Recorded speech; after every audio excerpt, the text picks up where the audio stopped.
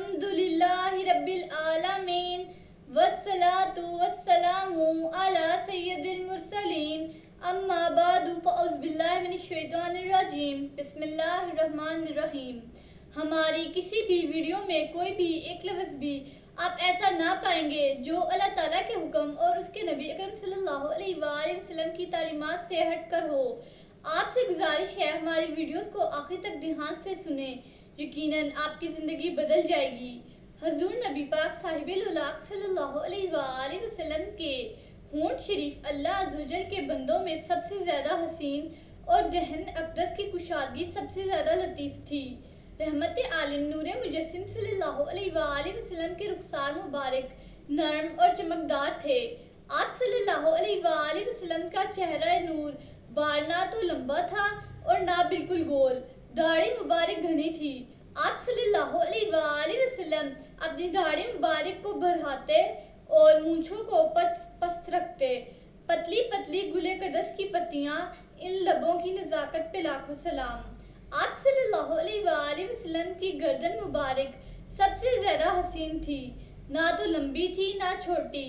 گردن مبارک کا جو حصہ سورج اور ہوا کے سامنے ظاہر رہتا تھا، گویا کہ وہ چاندنی کی صراحی ہے جس میں سونے کی آمیزش ہے، اور اس کی چمک میں چاندنی کی سفیدی اور سونے کی سرخی جھلکتی تھی۔ حضور نبی کریم صلی اللہ علیہ وآلہ وسلم کا سینہ مبارک کشادہ تھا، بعض حصے کا گوشت بعض پر چڑھا ہوا نہیں تھا، بلکہ شیشے کی مانند برابر اور چاند کی طرح سفید تھا۔ آپ صلی اللہ علیہ وآلہ وسلم کے سینہ مبارک کے بالائی حصہ سے ناف شریف تک باریک داڑھ کی طرح بالوں کا ایک خط ملا ہوا تھا، اور اس کے علاوہ آپ صلی اللہ علیہ وآلہ وسلم کے سینے اور پیٹ مبارک پر اور کوئی بال نہیں تھے۔ حضور نبی رحمت شفیع امت صلی اللہ علیہ وآلہ وسلم کے پیٹ مبارک پر 3 سلوٹیں تھیں، ان میں سے ایک کو تہبند شریف چھپا لیتا تھا اور 2 ظاہر رہتی تھی۔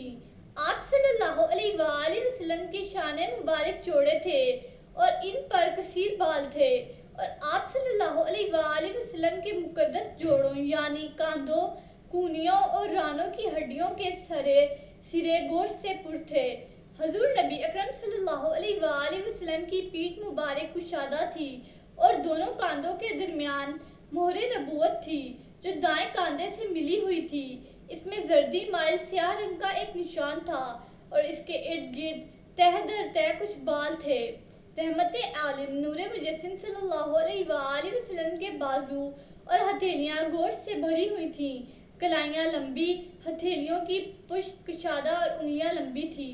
آپ صلی اللہ علیہ وآلہ وسلم کی انگلیاں گویا کہ چاند کی شاخیں تھیں، مبارک ہتھیلیاں ریشم سے زیادہ نرم تھیں اور عطر فروش کی ہتھیلی کی طرح مہکتی تھی۔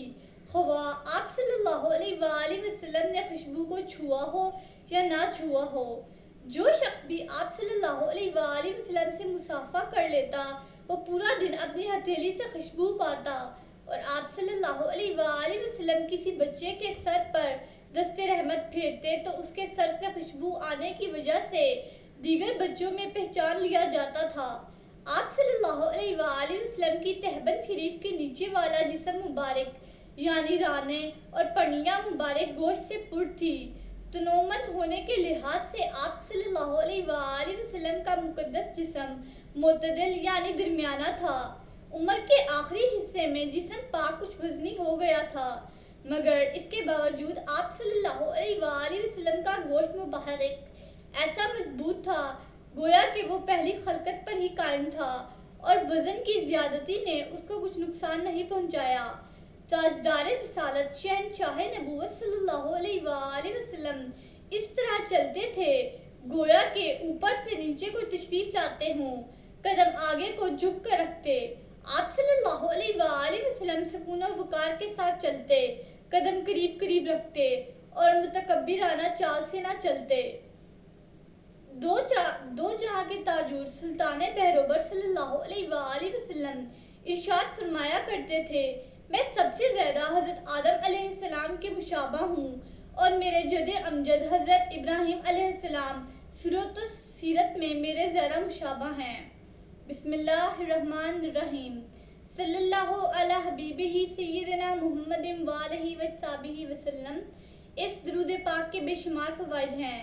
اس درود پاک کو کثرت سے پڑھنے والے کو دین و دنیا میں کسی چیز کی کمی نہیں رہتی، سکون قلب کی دولت سے مالا مال ہو جاتا ہے، دشمن دوست بن جاتا ہے۔ اگر کوئی چاہے دل کی کدورت، کینہ، دل کا میل، بغض، حسد اور اخلاق رذیلہ دور ہو جائیں تو اس درود پاک کو کثرت سے پڑھیے۔ This درود has numerous benefits. There is no lack of anything in the religion and a word for reciters. Peace become rich with the wealth of the heart. An enemy becomes a friend.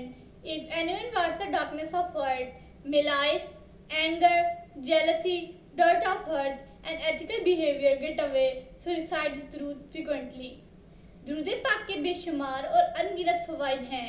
یہ سارے کے سارے فوائد بلا شک و شبہ آپ کو حاصل ہوں گے، مگر آپ ان کا بن کر تو دیکھیں، اور اگر آپ ان سے بیگانہ رہیں اور کہتے پھرے کہ میرا فلاں کام نہیں ہوا، فلاں نہیں ہوا، تو قصور آپ کا اپنا ہی ہے۔ آفتاب تو پوری آب و تاب کے ساتھ طلوع ہو چکا ہے اور پورے جہاں کے لیے بلکہ سب جہانوں کے لیے فیض رساں ہے۔ آفتاب کی فیض رسانی میں باخدا کوئی کمی نہیں ہے۔ اے میرے عزیز، آپ صلی اللہ علیہ وآلہ وسلم کا دامن پکڑیے اور ان کو اپنے دل میں جگہ دیں۔ دل میں حبیب خدا سید الانبیاء صلوات اللہ تعالی علیہم اجمعین کی محبت و عظمت پیدا کر، کیونکہ جو دل ان کی محبت و عظمت سے خالی ہے اس کے درود پاک پڑھنے کا وزن مچھر کے برابر بھی نہیں ہے۔ حضور صلی اللہ علیہ وآلہ وسلم ہی دین ہے، ان کی محبت ایمان ہے، ان کی محبت ایمان کا رکن ہے، ان کی محبت ایمان کی شرط ہے۔ اصل ایمان کے لیے اصل محبت شرط ہے، اور ایمان کے کامل ہونے کے لیے آقا دو جہاں صلی اللہ علیہ وآلہ وسلم کی کامل محبت شرط ہے۔ سیرت النبی صلی اللہ علیہ وآلہ وسلم کا یہ سلسلہ جاری رہے گا۔ حضرت محمد خاتم النبیین صلی اللہ علیہ وآلہ وسلم کی حیات طیبہ کا ہر ایک پہلو بیان کیا جائے گا۔ آپ سے گزارش ہے ہماری اور اپنی بھلائی کے لیے ان ویڈیوز کو دیکھتے رہیے۔ اللہ تعالیٰ ہمارا اور آپ کا حامی و ناصر ہو۔ شکریہ۔